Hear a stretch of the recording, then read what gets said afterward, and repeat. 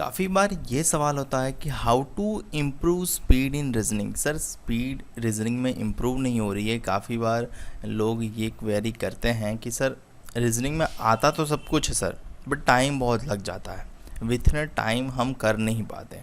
तो चलिए आज इसके बारे में ही चर्चा कर लेते हैं।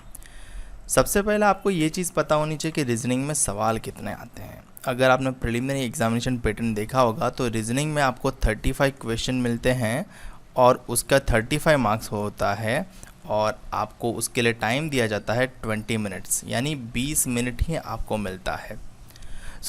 एक चीज़ तो समझ जाओ, आपको स्पीड चाहिए और हर एक क्वेश्चन आधे मिनट में ख़त्म हो, उसी ही कोशिश होनी चाहिए। अब आपने कभी ये गौर किया है कि नहीं किया है वो तो पता नहीं है, बट आपको ये चीज़ ज़रूर पता होनी चाहिए कि ये 35 क्वेश्चन जो है वहाँ से मोस्ट ऑफ द क्वेश्चन यानी मैक्सिमम क्वेश्चन तकरीबन एवरेजली 20 क्वेश्चन जो होते हैं ना वो आते हैं आपके एक ही सेक्शन से, वो है पजल एंड सिटिंग अरेंजमेंट। आपका ये टॉपिक से 20 नंबर के क्वेश्चन बनते हैं, आप इमेजिन करो। और बाकी बचे 15 क्वेश्चन आपके मिसलेनियस टॉपिक से बनते हैं। अब मिसलेनियस टॉपिक में भी क्या, जैसे कि ये 15 क्वेश्चन आपके सिलॉग्स, आपके इनइक्वालिटी, आपके कोडिंग डिकोडिंग, आपके ब्लड रिलेशन, उससे ही ज़्यादातर बन जाते हैं। अल्फ़ा न्यूमेरिक सीरीज़, तो आपको डेफिनेटली ये 15 क्वेश्चन तो सभी से बन जाते हैं। बट जो होता है ना वो दिक्कत यही होती है कि ये सर 20 क्वेश्चन में स्पीड नहीं बन पाती, इसलिए पजल और सिटिंग अरेंजमेंट में टाइम ज़्यादा चला जाता है। अब आप ही मुझे बताओ कि रीजनिंग एक तो स्कोरिंग सब्जेक्ट है, आप आराम से उसको अच्छे से स्कोर कर सकते हो। दूसरी चीज़, आपको puzzle in sitting arrangement 20 question पूछे जा रहे हैं, अराउंड 20 आउट ऑफ 35। तो जाहिर सी बात है अगर आपका ये सेक्शन वीक होगा, इस सेक्शन में अगर आप टाइम ज़्यादा ले रहे होंगे तो आपको ऐसा ही लगेगा कि मैं 35 आउट ऑफ 35 20 मिनट में तो नहीं कर सकता, क्योंकि एक पजल में फंस जाऊंगा, मेरे 5 मार्क्स चले गए। ये चीज़ कहाँ पे प्रॉब्लम कर रही है कि आपकी स्पीड पजल और सेटिंग अरेंजमेंट में इंप्रूव नहीं हो रही है। यहाँ तो अल्टीमेटली इंप्रूव हो ही जाएगी, आप जो प्रैक्टिस करते रहोगे ना तो ये सारे टॉपिक में इंप्रूव होती ही रहेगी। बट आपकी पजल और सेटिंग में स्पीड नहीं इंप्रूव होती, उसका मेन रीज़न होता है कि आप ये समझ लेते हो कि मैंने जो मॉक टेस्ट दी उसमें जितनी पजल आई वो इनफ है, या वहाँ से मैंने प्रैक्टिस कर ही तो ली। बट ऐसा नहीं है, दोनों चीज़ समझो। आप जब मॉक टेस्ट दे रहे होते हैं तब आपका माइंडसेट एक ही चीज़ कहता है कि मुझे एनीहाउ सॉल्व करना है। आप कभी भी ये क्वेश्चन नहीं करोगे कि इसको बेहतर किस तरीके से बनेंगे, आप यही चीज़ सोचोगे कि इसको जल्दी से जल्दी सॉल्व कैसे हो, और माइंड यूज़ ज़्यादा नहीं करेंगे। हम ज़्यादातर क्या करेंगे, जैसे हमसे बन रहा है वैसे हम बनाते जाएंगे, nothing else. We are not learning something new. सबसे पहला टास्क क्या करना है पता है, मॉक टेस्ट तो देते ही रहना है, बट उसके अलावा आपको दिन के 10 से 15 पजल सॉल्व करने चाहिए। 10 to 15 question of puzzle and setting arrangement, ये सेपरेटली होना चाहिए, मॉक टेस्ट के सवालों के साथ नहीं।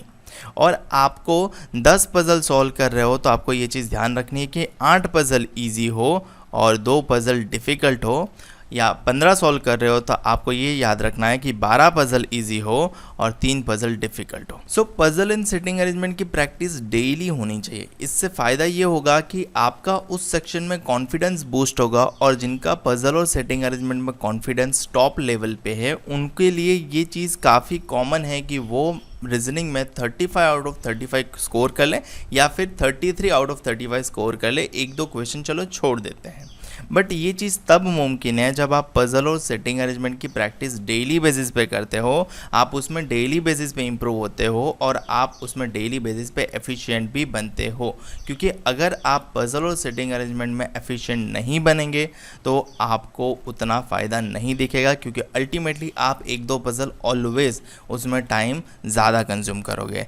प्रैक्टिस से ही पजल और सेटिंग अरेंजमेंट में इंप्रूव स्पीड इम्प्रोवाइजेशन हो सकता है, क्योंकि पजल और सेटिंग अरेंजमेंट एक लैंग्वेज बेस्ड क्वेश्चन है। तो आपको सबसे पहले लैंग्वेज को समझना है, फिर उसको फॉलो करना है और फिर उसके पॉसिबिलिटीज से जाना है।